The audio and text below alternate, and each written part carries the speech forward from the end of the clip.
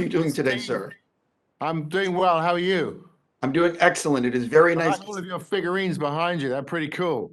Yeah, it's a distraction from this. It works. Okay. First of all, let me say I saw 8 episodes of Foundation, and yeah, listen, if you give me access to a sci-fi show, the button gets pushed very quickly. Did you binge them? Yeah, in a span of 2.5 days. Okay. I didn't just watch them back to back. No, you don't want to do that. Actually, I'm just going to. I favor the give yourself a week to entertain the story in your imagination, then get the next one, then get the next one. But I understand. This is very bingeable, I have to say. Very bingeable. Listen, I have to say, I feel really bad for the people that are going to watch it weekly because there's so much you want to know where it's going to go. But I did it because I'm talking to David today, and I wanted to be able to ask. Yeah. But Otherwise, anyway. you would have had the discipline to withhold the gratification. No? No, not even a little. So listen, this is my kind of series. I mean, I love this kind of stuff, and you're great in it. Thank you. Jumping to the beginning, what was it about? And it's a little generic, but what was it about this project that said I want to be part of it, and the fact that it could last for a long time? You never know. It could be a big part of your life, or it could just be 1 year. Well, I mean, as I said, David, he pitched me this story that unfolded over 1,000 years. It was this very ambitious epic tale that was about the survival of the human race. And, my character was right dead center at it. He was the lead character, and he was the heart of that story. So I was looking for something to sort of follow Chernobyl up with. He sent me the first 2 scripts. And they're beautifully written. So, I was hooked. Once you signed on, obviously there's a lot of books. Did you feel like I need to read everything, or I'm not sure how familiar you were with the material going in? I wasn't, I'll be honest with you. But once I signed on, I went and caught up. I mean, I basically read in chronological order, not the order the books were written, so that I was aware of Harry's story up to the point that I was now responsible for portraying him. One of the things I love learning about, like the behind the scenes of the making of a series, things you might not know. What do you think might surprise fans of Foundation to learn about the making of the series? I mean, it was an epic journey, literally an epic journey. We were in Iceland, we were in Berlin, we were in the west coast of Ireland, the east coast of Ireland, we were in Malta, we were in Fuerteventura, we were on Tenerife. I mean, it was an epic journey. That's something. When I was watching the first 2 episodes, I was like, oh, they spent all the money in the world to make this show because it looks massive. Well, I mean, could you sort of talk about the fact that these sets and everything it's very impressive? I think, listen, if your ambition is to tell this story, then you have to tell the story. You have to support it in every aspect, and it is supported in every aspect. Now, one of the decisions that they made, which was an exciting decision, was we want this thing to feel tangible and real. So we want sets. We want people to be living in a real space rather than in a digitized space.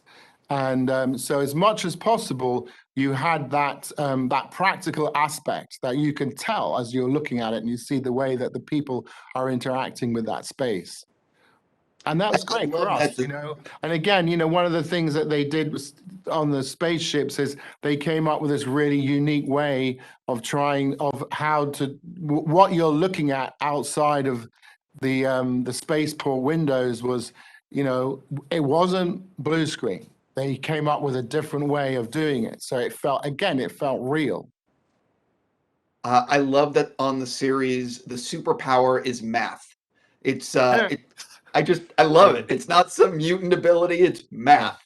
And this goes into one of the things that's so great about the show is that it doesn't dumb itself down for the audience. There's time jumps, there's multiple planets, and there's no exposition dumps, which is another thing I love. It's just smart writing. Can you sort of talk about that? Well, I think that, that's an interesting thing that you say, because that was actually the chief challenge as an actor of playing Hari Seldon. Was there could be a reliance on using that character as an exposition dump, because he knows so much. And there are certain responsibilities that you have to have in terms of catching people up. But and my thing was, look, that's fine, and they could, and we could figure out what's necessary, but it must come out of a need, of a desire of whoever's in that scene, whereas that piece of information has to be revealed, or you cannot progress. Whatever's going on between these two people cannot progress. So it can't be just people idly talking. So and I feel like we dug into it, and David and I chatted about it, and he came up with some really, really good solutions about how to satisfy both needs, not just us as a character, us as the actors, but also the desire for the narrative of the story, which needs its own propulsion. Yeah, I think you did a very good job with that stuff. I'm a big fan of your work and your acting, and Thank you. I love talking to actors about a little bit how they prepare for like a big scene. So, say you're filming something that's really going to take it out of you on a Monday, Yeah. emotionally, dramatic, whatever it may be. How do you typically like to prepare for that scene? Are you like days in advance thinking about it, or do you sort of channel all that nervous energy the day before and sort of switch it on? Do you know what I mean? You have to, first of all, you have to have prepared that scene at least a week or longer beforehand, so that it has the opportunity, I mean, properly, so that you can do it backwards and forwards, in terms of, it's not an exercise in memory. Then your subconscious can start to interact with you and start to inform you about things that didn't occur to you, so you can have intuitions about it. Then you try and get a really good night's sleep the night before, which you always fail. You're up all night. So you go in and you're exhausted when you go in there, but you've got all this nervous energy going as well. And then you hope it works. It's always jumping off the high dive. You don't know if you're going to belly flop or execute properly. You never know.